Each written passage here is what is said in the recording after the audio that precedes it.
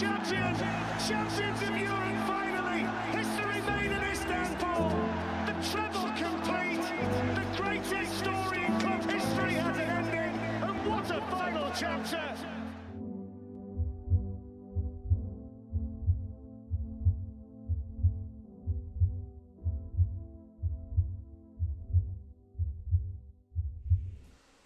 Hello and welcome back to Typical City. Manchester City, one step closer to being champions of the world.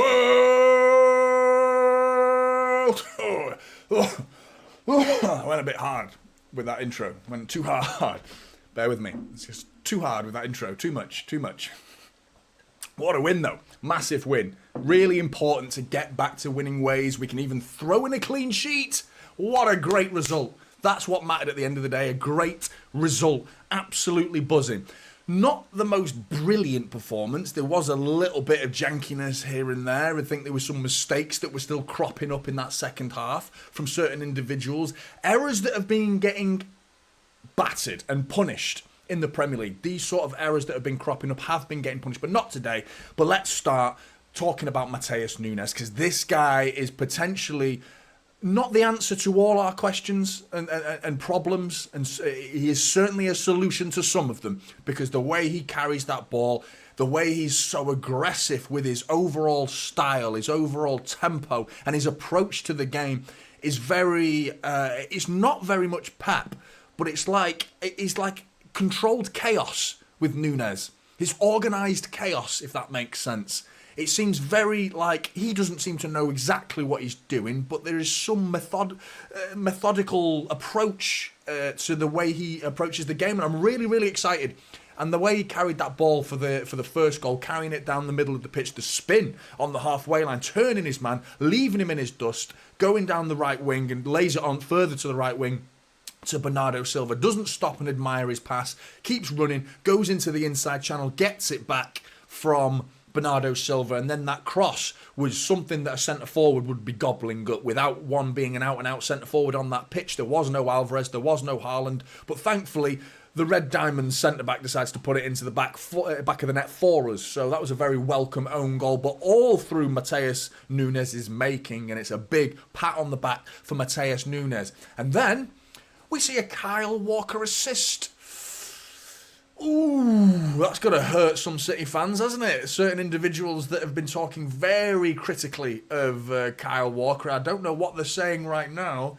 There were some mistakes from Kyle Walker. I mean, this is what I like to do. I don't ignore mistakes, and I don't ignore praise either. When a player does something well, they deserve praise. If they do something wrong, they deserve a little bit of criticism. That's football, but Kyle Walker deserves a massive pat on the back, because that wasn't just any old assist. That was peak Kevin De Bruyne vision. That was just ghosting through the middle of the park, seeing a big gap through the middle of their defence, split it wide open. Kovacic is sent through from Kyle Walker's Franz Beckenbauer-esque ball. Brilliant from Kyle Walker, that was. And then Kovacic's run did really well to step across his man who's trying to get back. Gets in front of him to the point where any sort of touch, it's a red card, game over. But then Kovacic's finish, one-on-one.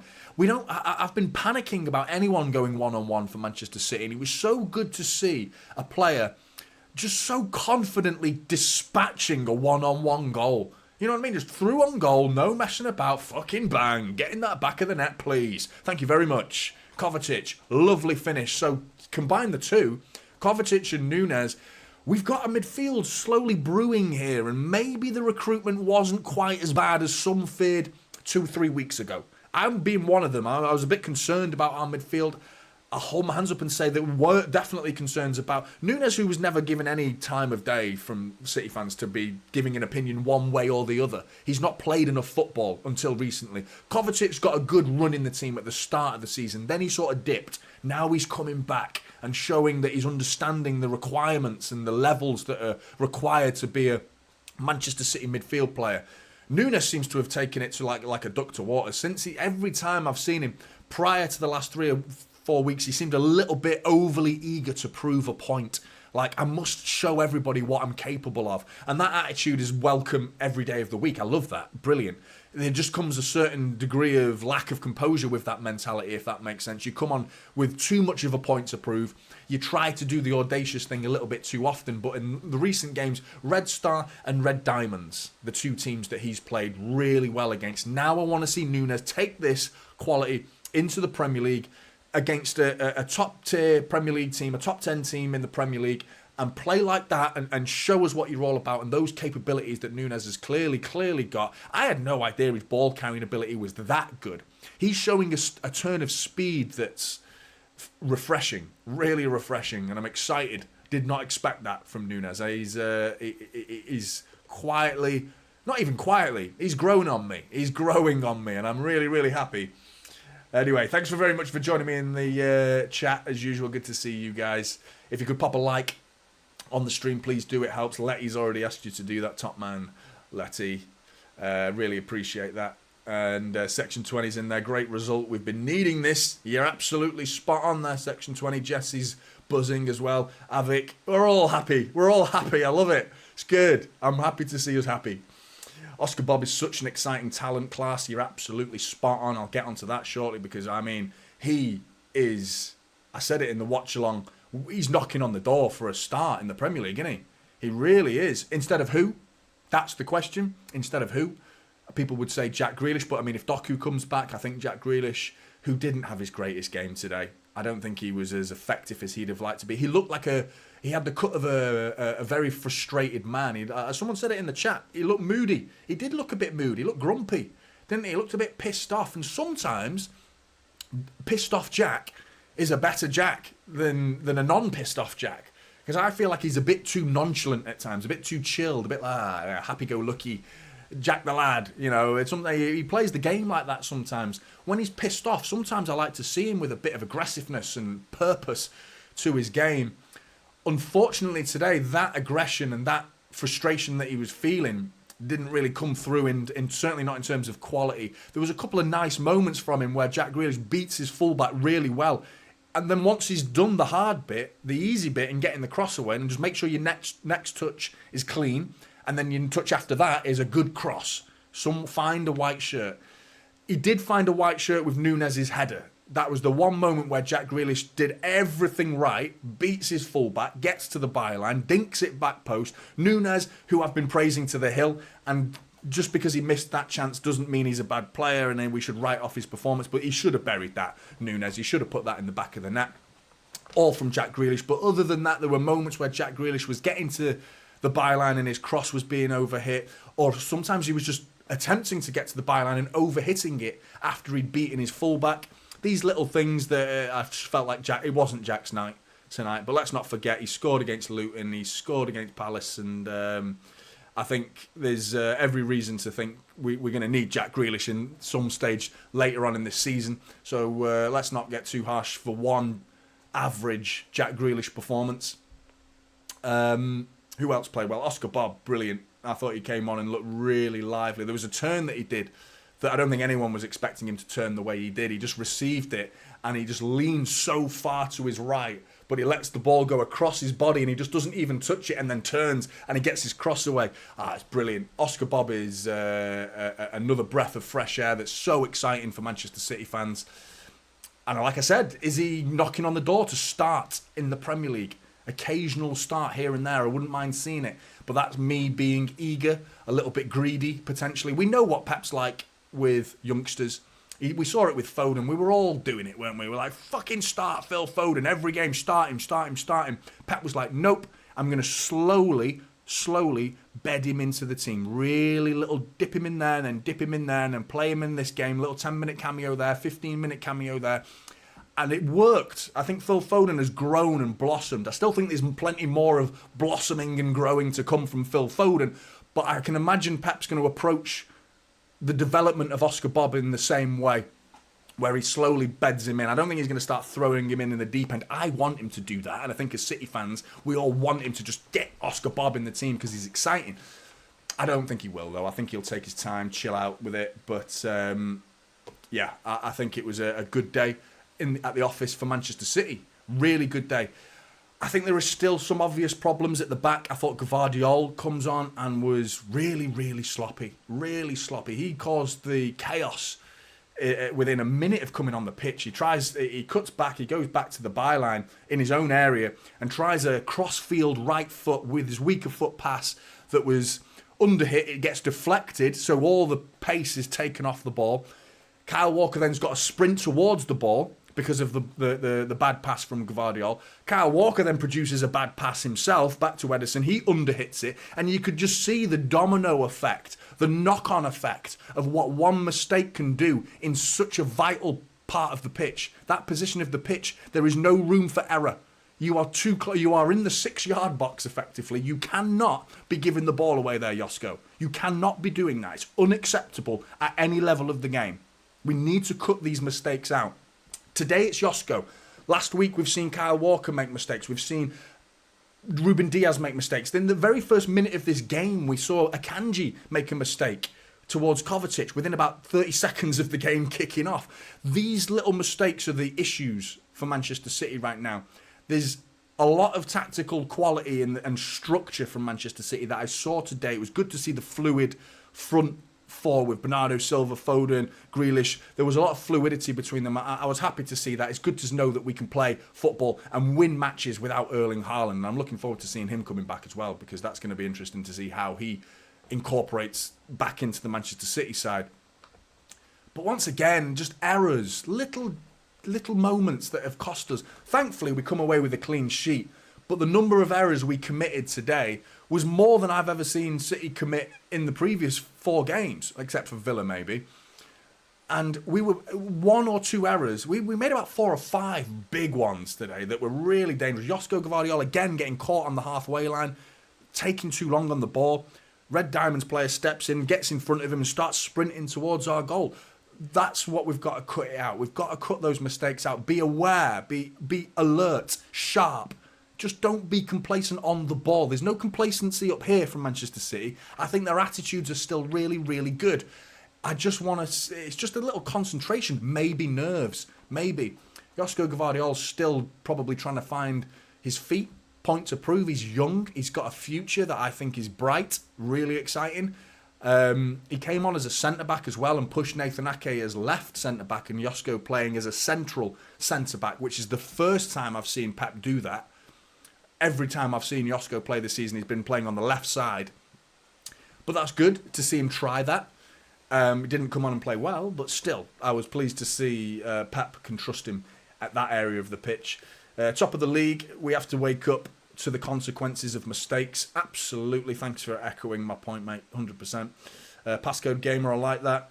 Grealish had 6 out of 7 dribbles, played well today, provided a chance for Nunes as well. Zubair, yeah, I think the 6 out of 7 dribbles, there were times he was beating his man, but the issue was after he'd beaten him. That was the issue for me. There was that one cross you've spoken about. I've already mentioned that cross. Nunes needs to bury that, doesn't he? He needs to bury that. But yeah, he did beat his man on numerous occasions today, but the issue was after he'd beaten his man. He'd either ran it out for a goal kick or, I mean, that back heel, that's Jack Grealish in a nutshell for that game. Just a bit indecisive. Phil Foden and Jack Grealish with some brilliant link-up play. Phil Foden, by the way, was sensational today. First half in particular. Someone who I nailed harsh in the last game against Crystal Palace. I very much had a go at Phil Foden. So let's be very positive towards Phil Foden for his performance in that first half, because I thought he was brilliant. Really aggressive Phil Foden. His link-up play in the second half with Jack Grealish, where they were working down the left channel, inside channel. Jack feeds Phil Foden. Phil Foden, such a clever bit of play from Phil Foden to first time wrapping his right foot round his left foot, back heels it to Jack Grealish. Jack Grealish gets it back, almost on the penalty spot. Keeper's about 5 or 6 yards in front of him. He's got to hit it. There's no way in that scenario that you don't get your shot away. He has to get his shot away in that situation. Instead, he tries to beat the keeper, then he didn't really beat him, and the keeper gets a hand on it, and the chance is gone. Once he allows that gap to be closed between himself and the goalkeeper, chance is gone. He should have taken the touch, wham, hit it first time. Even a toe bung. Any sort of shot in that situation can cause chaos. Just get your shot away nice and early in that situation. The goal's there, mate. You're on the penalty spot. he shouldn't be trying to dribble in that situation. That's a little glimpse of Jack Grealish's single performance today. Not on the whole, because I think he's been playing really well lately, Jack Grealish. I just think today, I think his decision-making was a little bit off. But, I mean, I take nothing away from Manchester City on the whole, because on the whole, there was enough in that team to win 3-0. And I don't think we played as well as we did against Crystal Palace. I think we played better against Spurs. I think we played better against Liverpool. And here we are. I mean, I know it's Red Diamonds and they're from the J1 League. They probably wouldn't be competing in most of the top European leagues. They would probably be bottom half of those leagues if they were in it, hypothetically. But still, you can only beat what's put in front of you, and City did that. They beat them comfortably in the end, threatened a little bit through our own mistakes going the other way. But Fluminense, oh, what a game that's going to be. What a game that's going to be. That's a massive game, and I'm a bit nervous about it, to be honest, because I think we need to up our game to beat Fluminense. I think we need to play a little bit better than we did today, certainly to comfortably beat Fluminense, because I think they're going to take the game to us. I think it's going to be a really, really exciting game, because I don't think they're going to take any prisoners. I think they're going to come into that game gung-ho and go for the jugular. And Manchester City do the same. We know no other way. That's the way we play. And it suits us. It suits us. And I think it's going to be a really exciting game. This Friday, 6 o'clock kickoff. I will be doing a watch along. Come and join me for that. But who else is worth talking about today? I thought Akanji was quiet. Ake was some big headers towards the end. A couple of crosses coming into the box. Ake dealt with. Ederson was pissing about with it in the first 5-10 minutes. Got caught on the ball. Needs to be careful. That is another example of another player at the back taking unnecessary risks and not, I know all of our football is effectively risk. The way Pep Guardiola plays is high risk. You need a high quality ball playing defenders to play the way Pep wants to play. That's part of the game. We have to accept that there is going to be the odd mistake here and there. And the fact that Ederson has got so few mistakes to his name, there's very few moments in Ederson's career at Manchester City. I think you'd struggle to make a highlight reel of 10 Ederson mistakes, if that have resulted in goals. Do you know what I mean? So that the risk and reward of Ederson's been brilliant. But as for the defenders that are in front of him for this season, you could make a genuine 10-minute highlight reel of the amount of mistakes we've been making at the back. Just simple passes that have been given away. Sloppy defending at times, and it's not defending, it's mistakes in the defensive area of the pitch. So I know it can be blamed on the defenders, and it is the defenders making these errors at times, but it's just a case of concentrating, just switch on, just don't be so lackadaisical with everything. You need to be reassured with everything you do. But yeah, we've got to go beat Fluminense, take that FIFA Club World Cup back. If we can keep another clean sheet against Fluminense, that'll be massive. That'll be massive for the defence, the confidence that will breathe into the team. Go back to the UK and take on Everton, get some Premier League points back on the board. And big up to Big Steve, by the way. Who saw Big Steve chilling? Well, he wasn't chilling, was he? Far from chilling. He looked very hot, actually. But he was going, hey, fucking, giving it some, wasn't he? I love it, Big Steve. Everyone, I think universally, the whole YouTube community who was watching that went, hey, there's Big Steve. Like, straight away. That's good. It was good to see him. And, yeah, Gregory, good to see you in the chat. But, yeah, no, really good day for Manchester City. Semi-final only, though. It's a result that we can't pat our self on the backs for too long. Just a quick, well done, Manchester City. On to the next one now, because we played well against Luton. We followed it up with a Red Star performance as well that was really good. And then the Palace game. I want to beat Red Diamonds, if we beat Fluminense, and then we can come back to the Premier League and have a nice Christmas run. That'll be really good. There's not that many games in January, so maybe in January we can do some more bonding exercises, go away for some hot weather training, learn a few new plays from Pep Guardiola, and who knows what this second half of the season can bring. And it's mad. The feel-good factor, I feel good. I don't know about you at home, but I feel good. I feel good right now as a Manchester City fan. And I mean, before the game, I felt a bit flat. I felt flat after that Palace performance. I think most City fans will have had some sort of similar emotions following their way. Palace, they stole a draw off us, let's be honest. They stole it. We weren't robbed, but they didn't deserve to come away with a point in that game. And it's through our own mistakes that caused it. So, yeah, feeling flat. But all of a sudden, one game later, how I feel great again. I feel great again. And it just shows how fickle we all can be as football fans, and how easy it is to look at the small picture, the now, and not look at the big grand scheme of things and look further into the distance. But there is a balancing act to be had between those two visions of the season. Don't need to be so aggressive with your opinions after one game. That's it, season's over, we're done. But also, we can't just look too far into the future and say, City won the treble last season in the second half of the season, so we're going to do it again. It won't work like that. There certainly needs to be some confidence taken from our second half of season evidence from the past 3 or 4 seasons in the second half of them. We can take confidence from that, but not too much. Don't rely on that. You need to apply yourself. You need to still play the right football to get the wins and get the points on the board.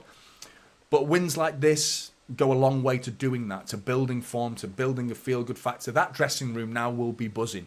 It'll be buzzing. There'll be high fives, there'll be talking, there'll be chirpy. Everyone will be happy. Feel-good factor, get a couple of days rest, some warm weather, chill out in Saudi Arabia before the final, get some minor training in there, some chilled training, and then hopefully we can get a FIFA Club World Cup and we can call ourselves champions of the world. I'm not going to try that again because my throat's fucked. But brilliant. Really good from Manchester City. Really good from MATHEUS NUNES. Kovacic as well. Brilliant. Let's give Kyle Walker a pat on the back for that assist as well, albeit it came with a couple of dodgy moments from Kyle Walker, but still, really good assist from him. Really pleased to see that, and pleased to see 3-0 on the board. Clean sheet, fantastic. Thanks very much for joining me in the chat. Come and join me for the watch along this Friday, 6 o'clock kickoff time, same time as this basically, but on Friday. That's a good one.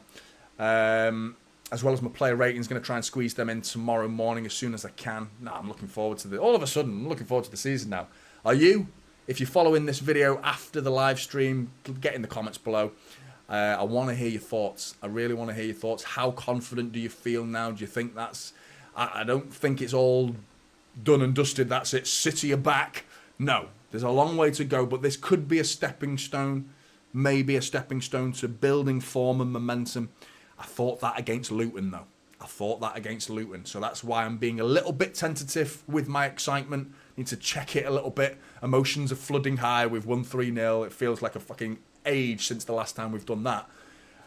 But still, you enjoy the wins when they come. Why not? Anyway, thanks very much for joining me in this match reaction, and I'll see you in the next one. Take care.